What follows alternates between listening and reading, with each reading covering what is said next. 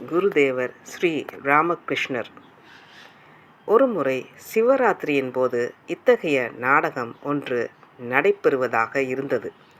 பக்கத்து கிராமத்தை சேர்ந்த யாத்ரா குழுவினர் அதனை நடத்துவதாக இருந்தனர். சிவபெருமானின் திருவிளையாடல்களை விவரிக்கின்ற அந்த நாடகம் அந்தி நேரத்திற்கு அரை மணி நேரம் கழித்து ஆரம்பமாக இருந்தது. அப்போது அந்த நாடகத்தின் சிவனாக நடிக்க வேண்டிய சிறுவனுக்கு எதிர்பாராத விதமாக கடுமையான நோய் ஏற்பட்டு நடிக்க முடியாத நிலை ஏற்பட்டு விட்டது. அந்த பாத்திரத்தை ஏற்று நடிக்க தகுதியான யாரும் கிடைக்கவில்லை. யாத்ரா குழுவின் உரிமையாளருக்கு நாடகத்தை நடத்த முடியும் என்ற நம்பிக்கையே போய்விட்டது. நாடகத்தை ஒத்தி போடுவதை தவிர வேறு வழியில்லை என்று பணிவுடன் கூறினார் அவர். என்ன செய்வது? கண் விழிக்கும் பக்தர்கள் வேறு எந்த வழியில் நேரத்தை செலவிடுவது? அங்கு கூடியிருந்த பெரியவர்கள் ஆலோசித்தனர். சிவவேடம் பூண்டு நடிக்க தகுந்த ஒருவர் கிடைத்தால் நாடகத்தை நடத்த இயலுமா என்று அந்த நாடக குழுவின் உரிமையாளரை அவர்கள் கேட்டபோது அவர் அதற்கு இசைந்தார். கிராமத்து பெரியவர்கள் சிவனாக யாரை நடிக்கச் சொல்வது என்றும் மீண்டும் சிந்தித்தனர். தகுந்த நபராக அவர்கள் எண்ணியது கதாதரனை தான். அவன் சிறுவனாக இருந்தாலும் சிவனை பற்றிய பல பாடல்கள் அவனுக்கு தெரியும். சிவவேடம் ஏற்பதற்குரிய தோற்றமும் அவனுக்கு இருந்தது. ஆகவே கதாதரனை கொள்வதென முடிவு செய்யப்பட்டது. அவன் பேச வேண்டிய சில வசனங்களை எப்படியோ தான் சமாளித்து கொள்வதாக நாடக குழுவின் உரிமையாளர் சொன்னார். அனைவருடைய ஆர்வத்தையும் கண்ட கதாதரன் சிவனாக நடிக்க ஒப்புக்கொண்டான். குறித்த நேரத்தில் நாடகம் தொடங்கிற்று. 21 சிவராத்திரி அன்று சிவவேடம் தரித்தபோது 3வது பரவச நிலை அனுபவம். ஜமீன்தாரான தர்மதாஸ் லாகாவின் மூத்த மகன் கயாவிஷ்ணுவும் கதாதரனும் நெருங்கிய நண்பர்களாக இருந்ததை முன்பே கண்டோம். கதாதரன் சிவனாக நடிக்க இருப்பதை அறிந்த கயாவிஷ்ணுவும் நண்பர்களும் கதாதரனுக்கு ஒப்பனை செய்ய தொடங்கினர். சிவவேடம் தரித்த பின் கதாதரன் ஒப்பனை அறையில் அமர்ந்து சிவபெருமானை சிந்தித்து கொண்டிருந்தான். அவன் மேடையில் தோன்ற வேண்டிய நேரம் வந்தது. அவனை மேடைக்கு அழைத்துச் செல்ல நண்பன் ஒருவன் வந்தான்.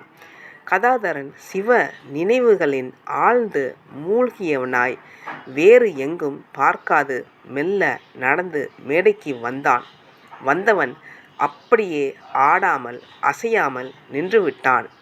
சடைமுடியும் வெந்நீரும் தெய்வீக ஒளி வீசும் முகமும் அகமுகம் மட்ட பார்வையும் இதழ்களில் முகிழ்ந்த புன்முறுவலும் கண்டால் சாட்சாத் சிவபெருமானே அங்கு வந்து நிற்பது போல இருந்தது. தங்களை மறந்த நிலையில் பக்தர்கள் ஹரி ஹரி என்று கூவினர். பெண்களுள் சிலர் குரவையிட்டனர். சிலர் சங்குகளை முழங்க தொடங்கினர். இவ்வாறு பார்வையாளர்களிடம் பெரும் சலசலப்பு ஏற்பட்டது. கூட்டத்தில் மீண்டும் அமைதியை ஏற்படுத்த நாடக குழுவின் உரிமையாளர் சிவபெருமான் மீது துதிகளை பாடத் தொடங்கினார். கூட்டத்தின் பரபரப்பு சற்று குறைந்தது. இருப்பினும் கூட்டத்தினர் ஒருவரை ஒருவர் பார்த்து, ஆஹா, கதாதரன் அவ்வளவு அழகாக இருக்கிறான். சிவபெருமானின் வேடம் இவனுக்கு இவ்வளவு சிறப்பாக பொருந்தும் என்று நினைக்கவே இல்லை. எப்படியாவது இவனை வைத்து நாம் ஒரு யாத்ரா குழுவை ஏற்படுத்தியே தீர வேண்டும் என்று பேசிக்கொண்டனர். இந்த அமர்க்களம் எதையும் கதாதரன் அறியவில்லை. அவன் ஆடாமல் அசையாமல் நின்று கொண்டிருந்தான். அவனது கண்களிலிருந்து கண்ணீர் பெருகி கன்னங்களில் வழிந்து கொண்டிருந்தது. மேலும் சிறிது நேரம் சென்றது. கதாதரன் எதுவும் பேசவில்லை, அசையவும் இல்லை. அதன் பின் நாடகக் குழுவின் உரிமையாளரும் இன்னும் ஓரிரு பெரியவர்களும் கதாதரனின் அருகில் சென்று பார்த்தனர். அவனது கைகளும் கால்களும் விறைத்து கிடந்தன. அவன் புற உலக நினைவை இழந்து பரவச நிலையில் இருந்தான். கூட்டத்தில் பரபரப்பும் ஆரவாரமும் மிகுந்தன. தண்ணீர் தண்ணீர், முகத்தில் தண்ணீர் தெளியுங்கள், அவனுக்கு விசிறுங்கள், சிவபெருமான் அவன் மீது எழுந்தருளி இருக்கக்கூடும், சிவநாமத்தை சொல்லுங்கள் என்று கூக்குரல்களும். இந்த பையன் நாடகத்தையே கெடுத்து விட்டான், இனிமேல் எங்கே நாடகம் நடக்கப் போகிறது என்பது போன்ற முணுமுணுப்புகளும் எங்கும் எழுந்தன. என்ன செய்தும் கதாதரன் சுய நினைவு பெறவில்லை.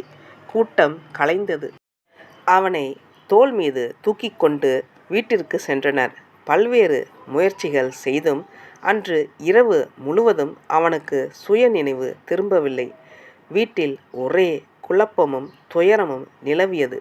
அடுத்த நாள் சூரிய உதயத்திற்கு பின்தான் கதாதரனுக்கு சுய நினைவு திரும்பிற்று. அத்தியாயம் 2 முடிந்தது. நன்றி, வணக்கம்.